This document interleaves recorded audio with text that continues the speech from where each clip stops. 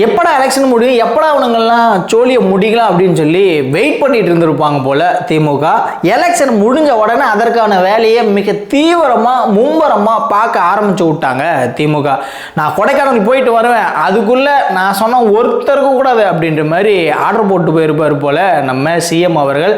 என்னடா அப்படின்னு பார்க்கும்போது திமுக பண்ணுற அயோக்கியத்தனத்தை எவெல்லாம் வெளியில் பேசுகிறானோ, எவெல்லாம் வந்து மக்கள்கிட்ட கொண்டு போய் சேர்க்கிறானோ அவன் ஒருத்தர் இருக்கக்கூடாது அப்படின்ற மாதிரி வேட்டையில் அதிரடி வேட்டையில் இறங்கியிருக்காங்க அப்படின்னு தான் சொல்லணும் தமிழக காவல்துறையில் ஏவல் துறை. என்னடா அப்படின்னு பார்க்கும்போது சவுக்கு மீடியாவில் ஒர்க் பண்ணக்கூடிய ஒரு ஜேர்னலிஸ்ட்டை 2-3 நாளைக்கு முன்னாடி அவருடைய வீட்லேயே போய் கைது பண்ணாங்க. என்னடா காரணம் அப்படின்னு பார்க்கும்போது இவர் வந்து மோசடி பண்ணிட்டாருங்க, ஒருத்தர் வந்து ஒரு 1 லட்ச ரூபா கடன் வாங்கிட்டு அவர் வந்து மோசடி பண்ணி விட்டாரு.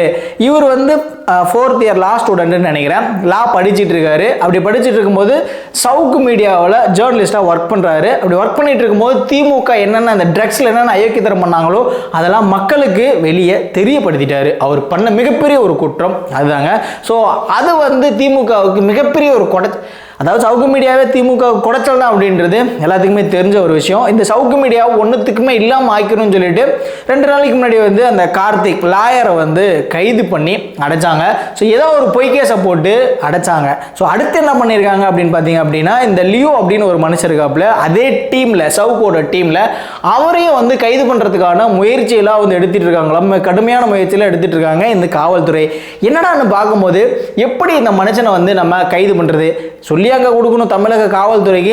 ஏதாவது ஒரு கேஸை புடி, எவனையாவது புடி, ஏதாவது ஒரு கேஸ் அவனை வைக்க போட சொல்லு, பொய் வழக்கு எதையாவது ஒன்று ஜோடிச்சு இவரை கைது பண்ணுறது தான் இவங்களுடைய நோக்கம். ஸோ அதுக்கு வந்து இவங்க போலீஸ் எடுத்த ஒரு டெசிஷன் என்ன அப்படின்னா இந்த லியோ அவருக்கும் அவங்களுடைய லவ்வருக்கு ஏதோ ஒரு பிரச்சனை போல கருத்து வேறுபாடு காரணமாக வந்து பேசாமல் இருக்காங்க.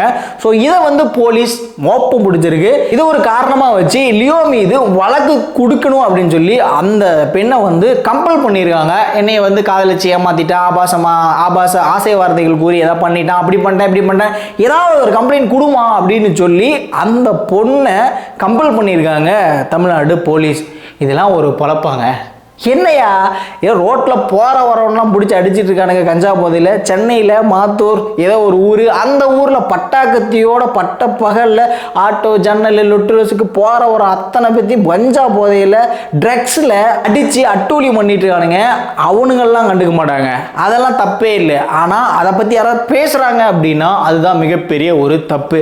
ஆக மொத்தத்தில் வந்து சவுக்கு மீடியாவை இவங்க எப்படி முடக்கிடுவாங்க, முடக்கிறதுக்கான எல்லா வேலையும் பார்க்குறாங்க அப்படின்றதான் திமுகவினுடைய செயல்பாடுகளாக இருக்குது. அது மக்களுக்கே வந்து வெட்ட வெளிச்சமாக தெரிஞ்சிட்டு இருக்கு.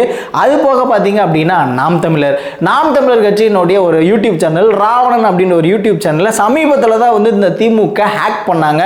காளிமா வந்து எங்கள் தலைவரை தரகரவாக பேசிட்டாங்க அப்படின்னு சொல்லிட்டு ராவணன் அப்படின்ற யூடியூப் சேனலை முடக்கினாங்க. அடுத்து இப்போ சவுக்கு மீடியாவுக்கு வந்திருக்காங்க. சவுக்கு மீடியாவை முடக்கிறதா வந்து திமுகவினுடைய மிகப்பெரிய ஒரு வேலையாக இப்போதைக்கு இருக்கு. ஸோ எப்படியாவது வந்து எல்லாத்தையும் பிடிச்சி ஜெயிலில் போனால் அந்த சேனல் இருந்து ஒரு வீடியோ வரக்கூடாது அப்படின்ற மாதிரி தான் திமுக அட்டூழித்து மேல் அட்டூழியம் பண்ணிட்டு இருக்காங்க.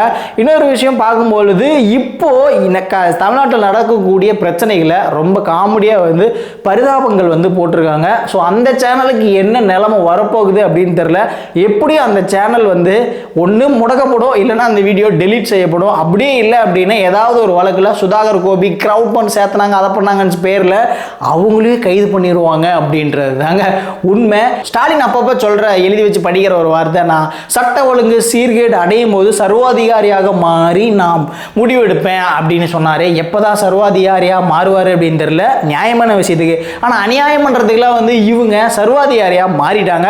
ஒரு யூடியூப் சேனல் கூட விடாமல் அடித்து நொறுக்கிட்டு இருக்காங்க. எவனும் திமுகவை பற்றி பேசக்கூடாது அப்படின்னு சொல்லி தேர்தல் முடிஞ்சதுக்கு உடனே எல்லா வேலையும் பார்க்க ஆரம்பிச்சு விட்டாங்க.